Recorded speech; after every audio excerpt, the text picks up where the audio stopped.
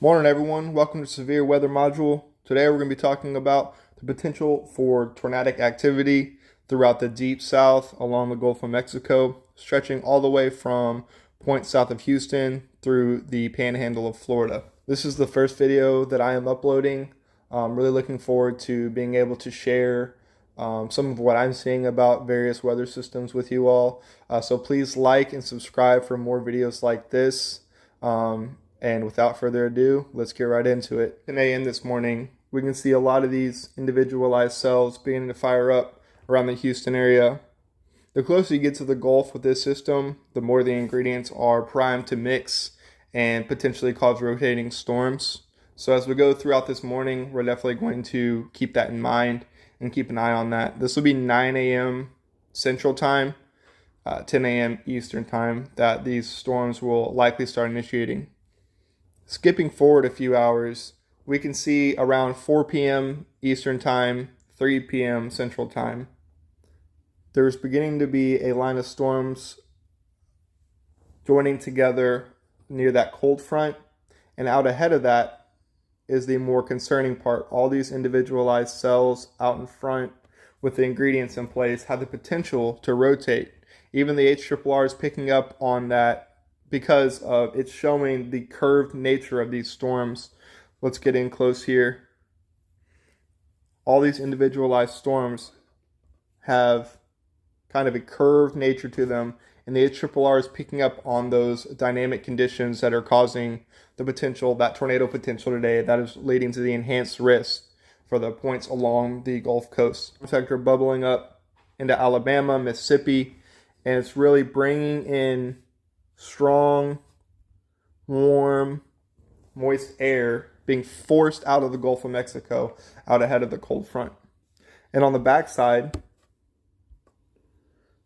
we have the cold front actually pushing through, and deep cold air is being forced out of the north. And in the middle here, where these two air masses are combining, you're going to create that spin in these storms, and potentially within the line of storms itself could have spin up tornadoes within the line, which we've seen in recent history has caused very significant damage, not just the supercells out ahead of the cold front. So that's something we're definitely going to want to keep an eye on as the evening progresses. And remember, this is going to be nighttime, so everyone's going to definitely need to be, have ways to get alerts, whether that's from your phone going off from the National Weather Service, or having someone being able to call you that may be up monitoring the situation. Whatever it is, everyone needs to stay aware this evening as the severe potential, especially from Baton Rouge points east, is going to be greatest overnight. Skipping ahead to tomorrow morning, Wednesday morning, at 4 a.m. Eastern Time, 3 a.m. Central Time, our severe weather threat is almost completely a straight line damaging wind event, with the line of storms moving through the just past the Mobile area at this point, coming into the Pensacola area. This is approaching the edge of our enhanced risk zone. There's still a high chance or a high probability that you could have spin up tornadoes within this line, and potentially some of the storms still popping up out ahead of this line could also have that supercell potential and creating tornadoes. So you definitely need to make sure, this is 3 a.m. in the morning Central Time, you definitely need to make sure you have ways to get warnings from the National Weather Service, a friend that maybe is up watching this weather come through, have them give you a call. You need to make sure you have ways to get word in case a tornado warning is issued for your area in the early morning hours on Wednesday. All right, so going back to an overview of the entire enhanced risk sector, we're going to look at some of the ingredients that are involved in today's severe weather. First, I want to start off with dew points. Going through, we're seeing deep 70-degree dew points in the Houston area. And you can see that warm sector really bubbling up out ahead of the cold front, and mid to low 60 dew points in the Baton Rouge area, sliding on over And those deep mid 60 dew points are continuing on all the way through the middle of the night. Eastern portions of Louisiana, southern portions of Mississippi, the lower portion of Alabama, and all the way through the Florida Panhandle. That's really one of the key ingredients that's driving the enhanced risk that the National Weather Service has issued today. Next, we're going to look at our 850 millibar winds and kind of see what that ingredient is looking like over the course of the day in the enhanced risk area. So as we go through the morning and the early afternoon hours, we're beginning to see those 60 all the way up to 70 knots of 850 millibar wind that's really going to contribute to that low-level rotation that we're going to potentially see in some of these storms today. Moving on to Louisiana region of our enhanced risk zone, we can really see that the 850 millibar winds are ramping up in the enhanced risk area with upper 60s and mid 70 knots winds that are again going to contribute to that instability in these supercells and this line of storms as it comes on through. As we dig in here, we can see mid 70 knot 850 millibar winds abundantly throughout the enhanced risk zone. And we're going to move right along.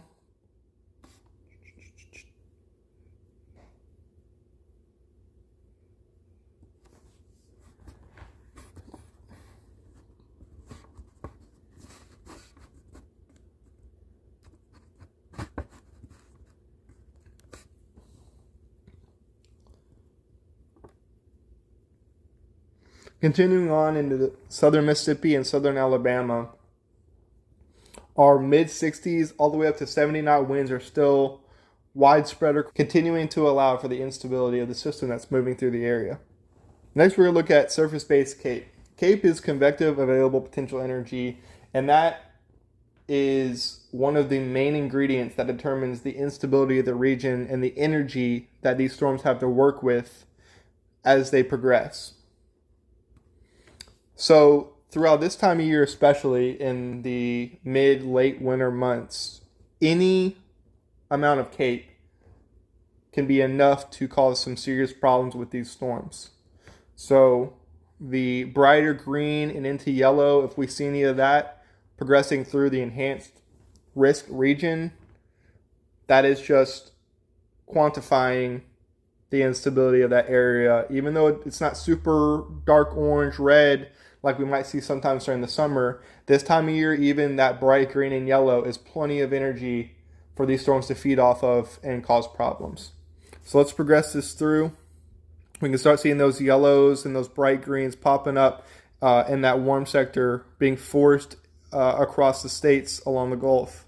And all the way through our region here, all the way through the region, there's plenty of CAPE throughout the entire, the rest of the day and overnight tonight to provide plenty of fuel for these storms as they come through.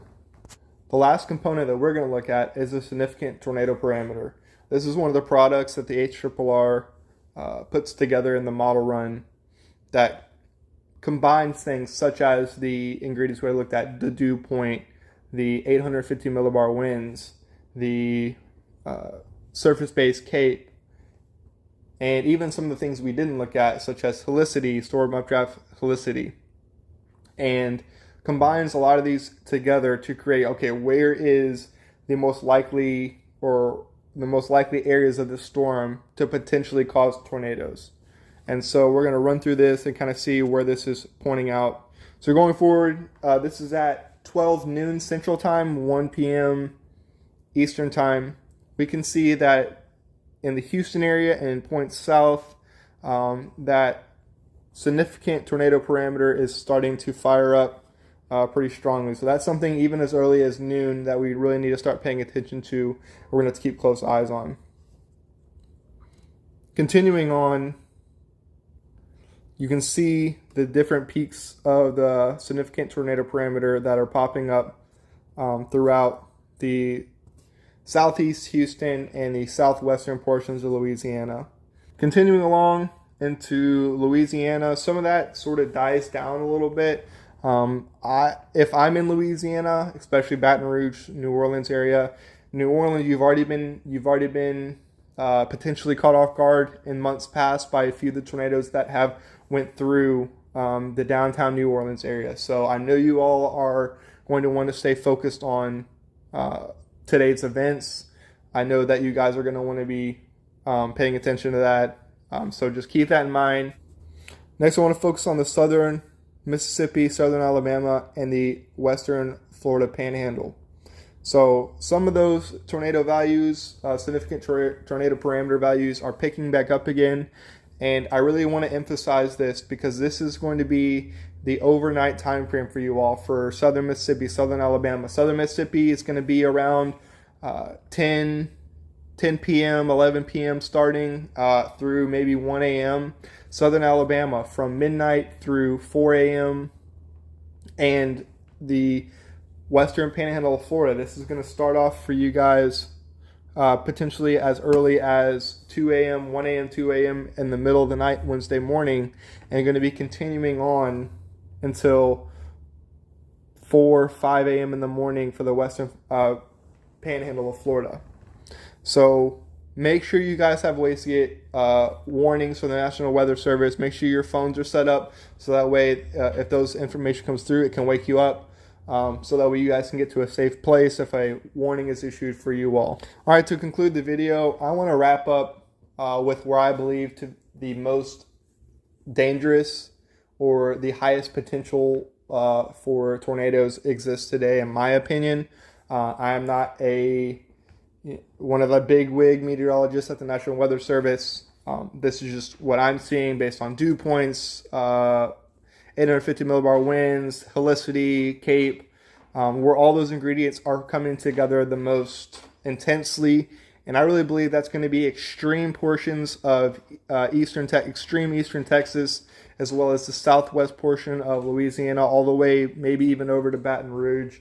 But this is sort of the area where I believe the most potentially, especially along the coast here, potentially where the most highest probability to see damaging weather exists. That's where a lot of those supercells are really ramping up out ahead of the line in conjunction with the dew points, in conjunction with the CAPE, in conjunction with the 850 millibar winds. That seems to be the area of the most concern. And keep in mind, there was not an enhanced risk for Texas at all. And then there was a small area over in this region, and then your enhanced risk continued on over here. But since then, you can now see that the whole region is connected. So that goes to tell me that the eastern portions of Texas and the western portions of Louisiana are beginning to overperform in the models. And so that's something we really want to keep an eye on throughout the day. In summary, make sure if you live in the enhanced risk zone, you have a way to receive your warnings. You have you're keeping your eyes on the weather. Time frame looking like from eastern Texas through Louisiana. Early afternoon through early evening is going to be the time frame for you. Central Louisiana through eastern Louisiana around the evening time frame, the 6 p.m. to 10, 11 p.m. time frame. Southern Mississippi onto the panhandle of Florida. That's going to be overnight tonight. That's going to be 10 p.m. and later, all the way until 5, 6 a.m. in the morning for the western portion of the panhandle of Florida. Some of the stronger weather we've seen in a while. Louisiana, we've seen rounds of severe weather that impacted you. New Orleans, we've already talked about some of the damage that you all have received. So make sure everyone's staying aware throughout the zone, and especially the overnight areas have ways to receive warnings. The video and found the content that I'm providing to be helpful. Thanks so much for tuning in. Hit that like button, hit the subscribe button. I'm going to try to do this more regularly. This is just the first video that I'm producing. It's helpful for you guys. If it is, hit that like button, subscribe button, and I'll be sure to put out more videos like this covering severe weather. Thank you for tuning in to the severe weather module. Have a great day. Stay safe.